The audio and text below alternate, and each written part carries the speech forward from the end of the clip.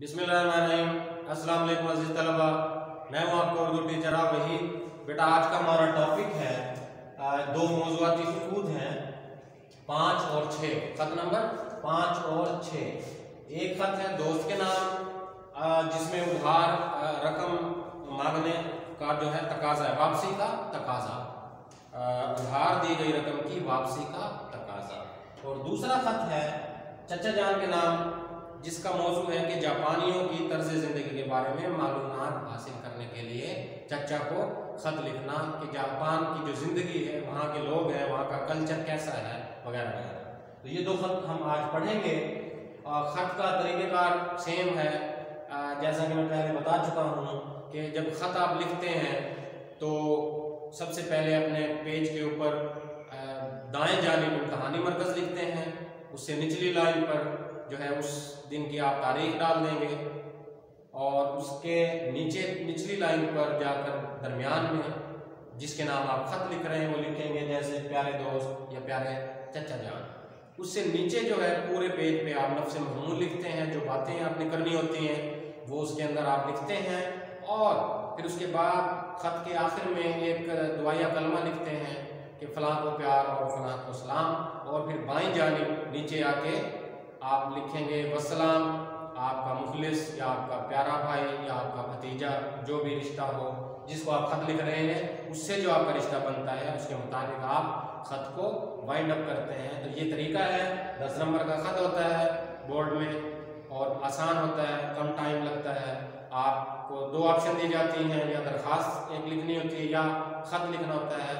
आपकी मर्ज़ी है, जो आपको आसान लगता है, जिसकी तैयारी अच्छी है वही आप बोर्ड में लिखते हैं या लिखना चाहिए। ख़त बेटा कितनी किस्म के होते हैं? 2 किस्म के होते हैं, रस्मी और गैर रस्मी।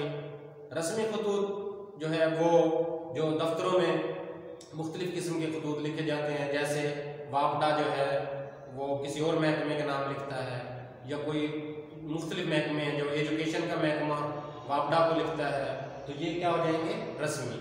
और कुछ ख़त होते हैं गैर रस्मी, जैसे हम अपने रिश्तेदारों को, अजीज़ों अकारों को जो ख़त लिखते हैं वो गैर रस्मी खतूत होते हैं। तो खतूत कितने किस्म के होते हैं? 2 किस्म के, रस्मी और गैर रस्मी। ख़त क्या होता है? ख़त को आधी मुलाकात कहते हैं। अब पुराने वक्तों में जाहिर है कि कम्युनिकेशन का सबसे बेहतरीन ज़रिया ख़त होता था। जब टेलीफोन्स और ये चीज़ें नहीं होती थी तो खतूत के ज़रिए ही दफ्तरों के काम चलते थे। आज भी दफ्तरों के काम खतूत पर चलते हैं। और इसी तरह जो आपके रिश्तेदार, अजीज़ व क़रीब हैं, जिनको कोई खुशी की खबर देनी है या किसी गम की देनी है या शादी में इन्विटेशन देनी है वगैरह वगैरह, तो ये सारी चीज़ें ख़त के ज़रिए होती थी या अब भी होती हैं। ख़त जो है हमारी ज़िंदगी का एक बुनियादी जुज़्व है और इसके बगैर जो है हमारी ज़िंदगी नामुकम्मल है। तो ख़त की बड़ी अहमियत है हमारी प्रैक्टिकल लाइफ में, इसीलिए आपको समझना चाहिए और सीखना चाहिए कि ख़त कैसे लिखा जाता है। और उसमें एक हमें तहज़ीब भी, उर्दू अदब में असल में ख़त में हमें एक तहज़ीब, एक अदब व आदाब का तरीका भी समझ में आता है कि ख़त लिखते वक्त हमें उन रिश्तों का किस तरह से उस तकद्दुस का ख्याल रखना होता है, उनकी इज़्ज़त, उनकी वक़ार का किस तरह से हमने एहतराम करना होता है। उसी शख्सियत के मुताबिक जिसको हम ख़त लिखने जा रहे हैं उसकी शख्सियत के, उसकी वक़ार के, शान और शौकत के ऐन मुताबिक हम जो है वो शुरुआत करते हैं और उस लक़ब से हमें पुकारते हैं। जैसे हम किसी उस्ताद को लिखते हैं, किसी बड़े ओहदे को लिखते हैं, जैसे हमने किसी SDO वापडा को लिखना है, हेल्थ ऑफिसर के नाम लिखना है, तो मतलब ये आपको मैंने तरीका बता दिया कि उसकी शान और शौकत, उस शख्सियत की वक़ार के मुताबिक हमने ख़त तहरीर करना होता है। तो ख़त का एक मकसद ये भी है कि हमें वो अदब व आदाब उसके मुताबिक आने चाहिए जिस शख्सियत को ख़त लिखा जा रहा है। तो बेटा अब हम रीड करते हैं। ख़त जो है ये है दोस्त के नाम ख़त है कि उधार दी गई रकम की वापसी का तकाजा किया जाता है। वापसी का हम मांगने का जो है वो ख़त कैसे लिखा जाता है, ये हम पढ़ेंगे कि किस तरह से लिखना चाहिए कि उसकी दिल आज़ारी भी ना हो, उसको बुरा भी ना लगे और आपका मकसद भी बुरा हो जाए। प्यारे दोस्त अस्सलाम वालेकुम, उम्मीद है आपके मिजाज अच्छे होंगे और आप अपनी पढ़ाई में भी मगन होंगे, मसरूफ होंगे, क्योंकि अनकरीब सालाना इम्तहान होने वाले हैं। अगर मेहनत, तवज्जो और शौक से किताबों में अपना वक्त गुजारा हो तो रिजल्ट आने पर यकीनन कामयाबी कदम चूमेगी, और अगर खुदा न खास्ता अपना वक्त ज़ाया किया है तो नतीजा आने पर शर्मिंदगी का सामना करना पड़ता है। लिहाजा उम्मीद है कि आप मेहनत करके अपने वालिदैन की ख्वाहिशात पर पूरा उतरेंगे। प्यारे दोस्त, कुछ अर्सा पहले आपने मुझसे 10,000 रुपये बतौर उधार लिए थे और जल्द ही वापस करने का वादा भी किया था। अब मुझे इस रकम की शदीद ज़रूरत आन पड़ी है, और इस तरह से कि हमने अपने मकान तामीर करने का प्रोग्राम बनाया है। वालिद साहब ने प्लाट तो कई सालों से ख़रीदा हुआ है, लेकिन अभी तक इस पर मकान की तामीर नहीं हुई और हम किराए के मकान में रिहाइश पजीर हैं। अब इस प्लाट पर मकान तामीर कर रहे हैं ताकि आए रोज़ मकान बदलने की मुसीबत से छुटकारा हासिल हो। वैसे भी हदीस शरीफ में आता है कि 3 चीज़ें अल्लाह ताला की ख़ास नेमत है। एक औरत, अपनी सवारी, अपना घर जो वसी हो। आइंदा हफ्ता के दिन से हमारा काम शुरू करने का इरादा है, जिसके लिए सामान वगैरह खरीदना है ताकि ज़रूरत के वक्त हर चीज़ मुयस्सर हो, दस्तयाब हो और तमाम काम जल्दी निमट जाए। मुझे आपसे उम्मीद है कि आप मेरी इस गुजारिश पर अमल करते हुए रकम की वापसी का जल्द बंदोबस्त फरमाएंगे। अगर आपके पास आने का वक्त ना हो तो मुझे इत्तला दे देना, मैं खुद हाजिर हो जाऊंगा। मेरी तरफ से अपने अब्बा जान और भाई जान को सलाम अर्ज कर दीजिएगा। वस्सलाम, आपका दोस्त अलिफ बे जी। तो बेटा ये खत था दोस्त को दी गई रकम वापस मांगने का, जिसमें जिक्र था।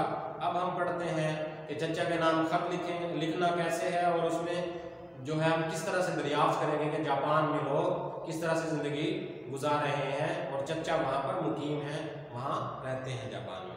मोहतरम चचा जान, अस्सलाम वालेकुम।